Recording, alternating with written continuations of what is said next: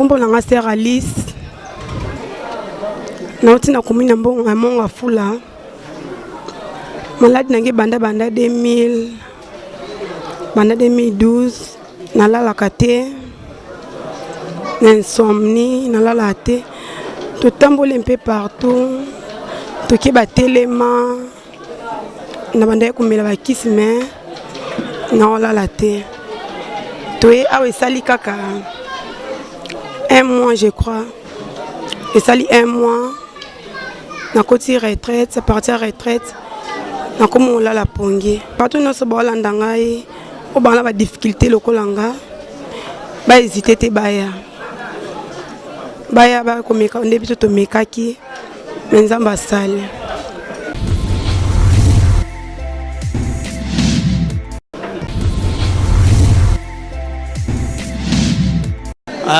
Ezalinga inde frère kumbisi vena natango wana osala box baba ngai fantôme mais nalongola fantôme wana c'est les gars pona koma kosambela comme na kumbisi vena navandi na kingunzi numéro 23 ngamba makala bandi carrière nanga bon depuis 67 na bandi box avec na âge à 6 ans na yeti bon na commune à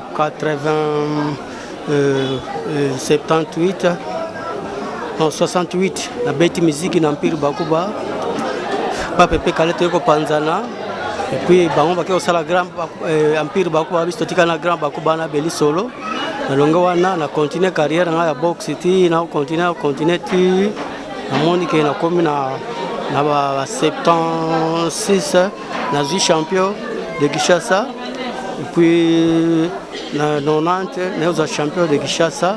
C'est 2 fois nazi champion de Kinshasa. Bon, ya ki to bundaki na adversaire moko azaka na kitambo Bokulu. Bokulu wana nde abeta nga foku ya sima mutu awa amutu wana banere bujaka antuka na zako koloba tata makelele ya mukebo ye na zako ni koyoka ngote. Et puis provoka kuto banere wana eboma libala ya mwasi na ngai po mwasi banero wane provoka kuto ke non mwasi nanga liboso akendeki po nakendeki pa mwasi po nakina basi mibale akendeki pa mwasi mibale ndena kina bela kuna mutu ner penza vraiment isalanga makasi puis ezalaki wana ezalaki kosila lisusu te komona 3 heures mutu bandi ko beta solution na mela bakisi ya ndenge na ndenge eloko moko te na mela bakisi ya ndenge na ndenge nazo mela mais isile calme et kozonga susu kaka ndenge wana mais zaki jour moko boye na landi sego souffre pasteur na radio na radio ngabina ibsi moi sanga bitala église na mon église ngala ko sambela yango ngabi yoka témoignage wana mais ba témoignage belé na yoka na ba église mususu na tala ka mais témoignage wana esimba nga makasi ngabi église na ko sambela yango ngabi dimanche en tout cas fona kende bon on a kiyaka dimanche te mena yaka lendi wana na ye okuta na pasteur pesinga mai wana na assembly na kena meli mai kena ndako lubizonga mardi na zongi albisomba huile d'olive na sombi huile d'olive assembly ya bikende na ke wana na monique en tout cas ezaki sute pona sala témoignage en tout cas na ngabi non fona zela na yeba penza sito esilité na sali 1 mois na sa kopesa témoignage te ezaki wana mutu oswa puis mukongo susu douleur am kongo yaki makasi kolampa na tongo moya kolampa ezate mo kene musala penza na ba fatigue mais na monique nyonso wana penza tango assemblée na monique nyonso ekei nga boss iko fana pesa penza témoignage na monique malade sili yango na yaki pa pasteur Lukamba Josué assemblée linga na monique malade wana eko sila pona box ndela tika malade salinga presque 30 ans ya box wana wala carrière wana pe yaonde kasaki nga pe kosala so box ça presque 30 ans na iko tika box comme ça la kamususu comme ça na couture ko na pe tailleur na za grand artiste tailleur na sala kama bilamba kende ba miss na poto na 81 82 ni na sala musa pe na zo médaille pa ya les pauvres ça comme inongo ba décorer biso na palais du peuple tango na service à 15 ans de service tango comme ça na ngai tailleur na bani na 76 tisiko na sala musana kitaye ona oyo nyonso bozolanda ngai awa na kimpata lobiko ezali pa pasteur Josué Lukamba binono soboya bao bazwa baner bazwa maboma ke mitu esala su bien te boya awa lobi kozali kaka prière pa maso asambeli mayono yo meli yango mai yo moko ya nango ezate ke ye mutu akopesa mai wa kaka mai wana asambeli yango sombi opere na yo ezala mai ya pompe oye nango asambeli yango en tout cas o nyoso na maladie déranger maladie MPC ezala maladie nzoko en tout cas binono soboya awa pasteur José Lukamba oya kozwa libiki ezali awa. C'est pour vous n'avez pas au pays. C'est vous avez Sœur Solange Vita. Au-dessus de la France. Ah, c'est bon. Alléluia. Au-dessus Paris. Alléluia. Aïe, beaucoup de maman Solange Vita. Au moins, la biso, aux actes, mon dieu, la biso de Paris. Alléluia. Si quoi maman, vous allez le Cameroun.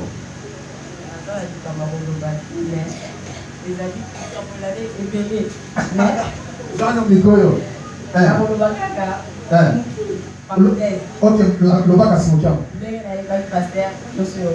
Amen. Ah, vous en protège, Awati, Awati. Ah. Un jour, pas c'est les parce que on parle de c'est ah, ceux qui n'ont pas ceux qui n'ont pas on a la témoignage. Ah, ceux qui vont assez la pas solo. Ah, parce qu'elle a décroché. Alors, solo. Alors, on a bien pourquoi son pas bon. Ah, donc on vient à la pourquoi au soka plus de ah, avec na yebisi on a avec notre frère yebisa et na so to prier banda to prier na mela ya mo tina lelo douleur était exacté protégez le roi et si on va mettre dans la main pour la Jésus alléluia Lakina mokili oyo nzambe nanga ayebi kobikisa motu lokola yo Lakina mokili oyo nzambe nanga ayebi kokangola motu lokola yo Lakina mokili oyo nzambe nanga ayebi koleisa motu lokola yo ata moko te yawe ata moko te nzambe nangu leta maboko na mololo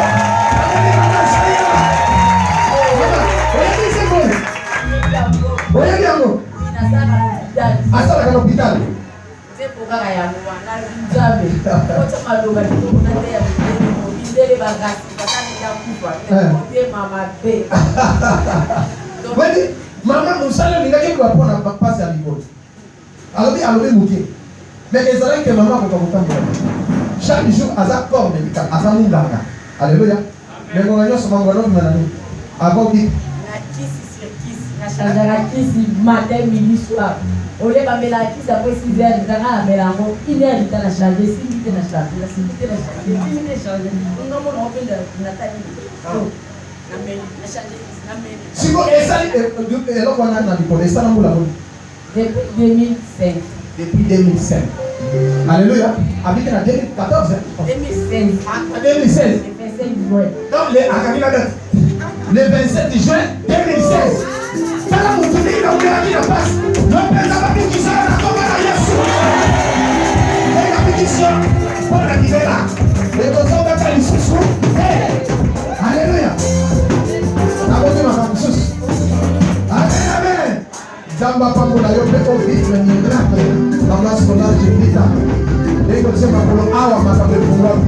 Okozonga pour témoigner Jésus. Au nom de Jésus, amen. Acclamez pour Jésus.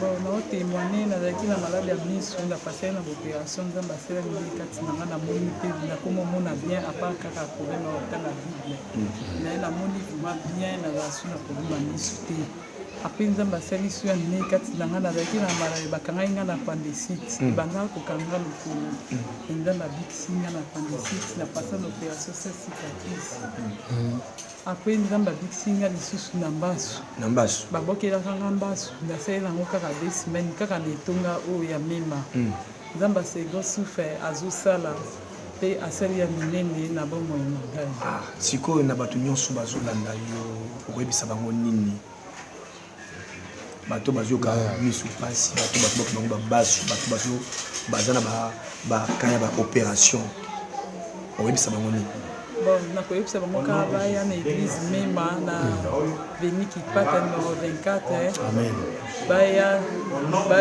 kolingya nzambe bamona monene ya nzambe bamona bamiracle oyo ezosopere na kati ya etonga oyo amen. nalinga témoigner juste moi extrait ya témoignage tikotaki oyo nzambe apesaki ngai.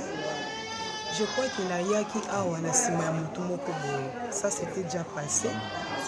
Mais sauf que avant naya nazaki na ba perturbation ya ba cycle na ya ba règle et kanga makina tango ekangami au moment où naye pas pasteur na ba rendez-vous ya makambo susu d'emblée na moni makila et bandi susu ko bimanga. C'est-à-dire na kati ko bimama makila wana règle na donc ce n'était pas une règle. Je ne sais pas comment je peux expliquer genre il y a écoulement à Makila. Excusez c'est nanga et ça il y a à peu près combien d'années? C'est pas de l'année mais ça du moins na mois qu'on a réglé 4 fois. Na mois qu'on a réglé 4 fois. Alors on a 4 fois on a exactement qu'on a réglé les lots ici mais na ça la 7 jours, 13 jours, 6 jours, 5 jours Makila zo bimakaka. Alors tant on a eu qui na rendez-vous à pasteur on a prié sans qu'il ait bissé solo wana. Je suis rentré encore au rendez-vous. On a makila.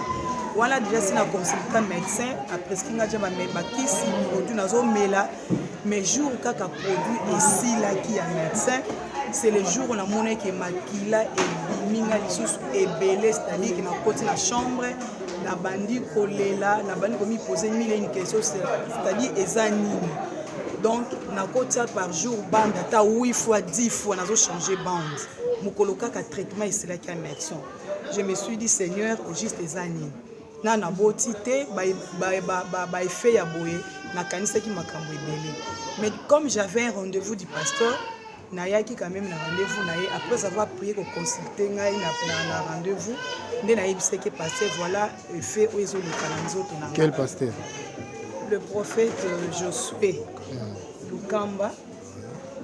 Au même moment nazaki na programme mususu ayebisanga ke dès que ozobisaka makambo quand tu vas appliquer cette huile olive eza lokola kisi na yo omona kaka ce qui va se passer. Na yamba eka maluba je suis rentré ezalaki mercredi écoulement ebiminga ebele vraiment ya makasi. Na perdaki même les sous confiance à moi hier ou en vers 17h makile bimi na sokoli na se changer. Donc acte en côté sur désespérance et les sous. C'est-à-dire que na moni sous donc makile bimi na sokoli. Non andengeni na meli ba kisi ya munganga traitement les mêmes jours makile silenga qui c'est là que les mêmes jours makile mais bandi sous makasi. Yo comme ça n'est pas nzambe les sous ezongi les sous nenga. Na zone na ndako na sokoli na se changer to comme vers 21h makile bimi na so ebele finalement na côté chambre na bandi kolela cousine nga bilobi mais finalement si kozo lela kanini elle a essayé quand même de fortifier nga mais tellement qu'il a comment qui emporté na makisika ya bien te imaginer que na botité voilà na ba problème la za nango quand faut na raisonner ka makambo ebele na la linzamba pesinga poli moko ba bébé na sambeli makaisi le mercredi là la nuit jeudi tongo etani maman na sukoli makilaka on a sokola bimenga na butu ya jeudi jeudi na sukoli voilà c'est na wuti na rendez-vous à pasteur jeudi na sukoli na tongo na tie bond na constaté que toute la journée ata litanga moka makila et limité tant au commis vers 19h na moni na yoki moi goutte moko mokie na kati ya slip nanga na ke Nathalie moi goutte kaya mokia makila biki na kotia pe bombe pété. Alors banda jour wana depuis jeudi wana vendredi samedi ti lelo naza sec.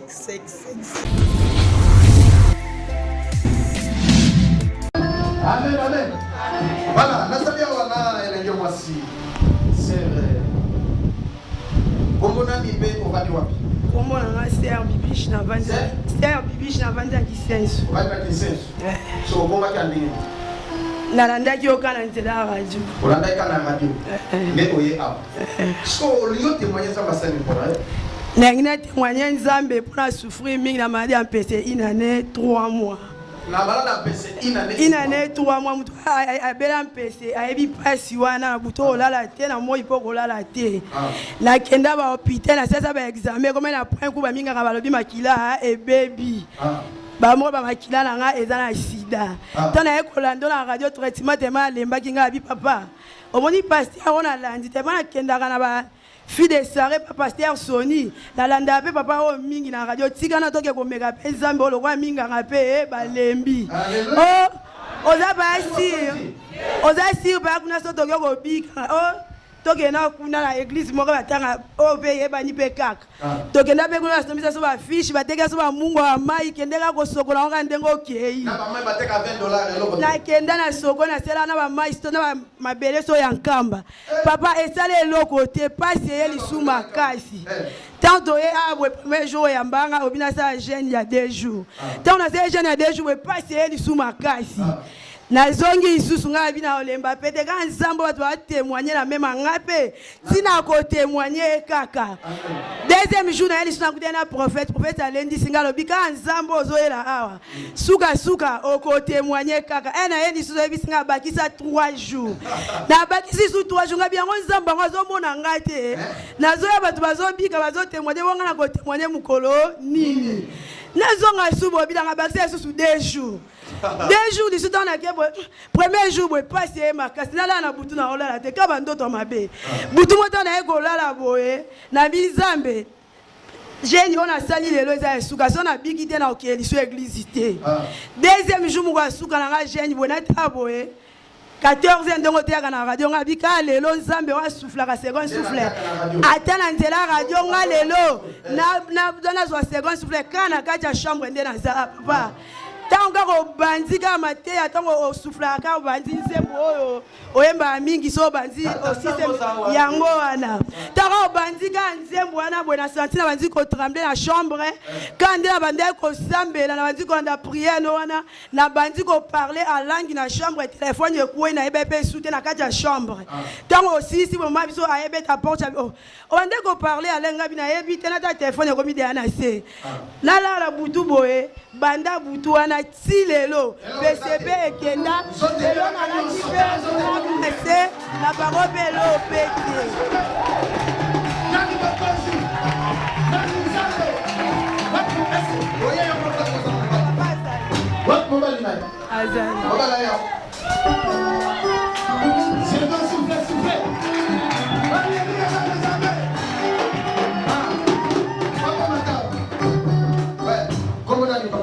na papa Ogiweta. Papa Ogiweta. Oh, papa Ogiweta.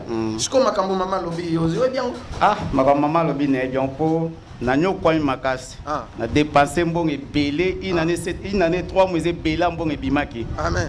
Njoto nyo se bebaki mai na mai comme na niveau ka mela poison. Na esembi ko mela poison te na kolemba otenga na luka mbongo. Mais tout le kaka Nzambe ndenge mabi ndenge ba komisa biso ti okoma bien. Amen. Na ndenge pe tozolandela tokei na po matete pas moi pas mugisha asembi $20 affiche asombi atekeli mai asombi atekeli ezelo asombi na 18 nga mona komi alobi mutu nyonso en église mbongo nyonso bwena na kata église mutabi manango tatika nango ngape kozanga koyeba na tuni mama te nyonso nazali na poche na tiki zelo wana kutu ekende ko bakisa lisusu tangu tozolanda esko ngalanga na benge na telefone boye na bengi ye na esi mama ko sola na ye tangu mama katika ngama ko sola na ye boye mbanje tobola ye grapota 18 epingle mama oyo kaka et comme na niveau ngana longwa bon marché na zonga kisenso kwa comme na niveau ka mela poison akufa alors on a pamboli Nzamba mema makasi na oyo asali pona mwasi na ngai. Alléluia. Alléluia.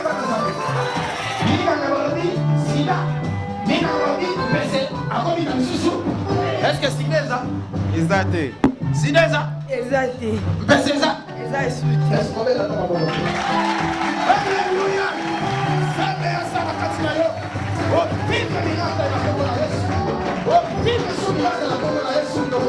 Amen.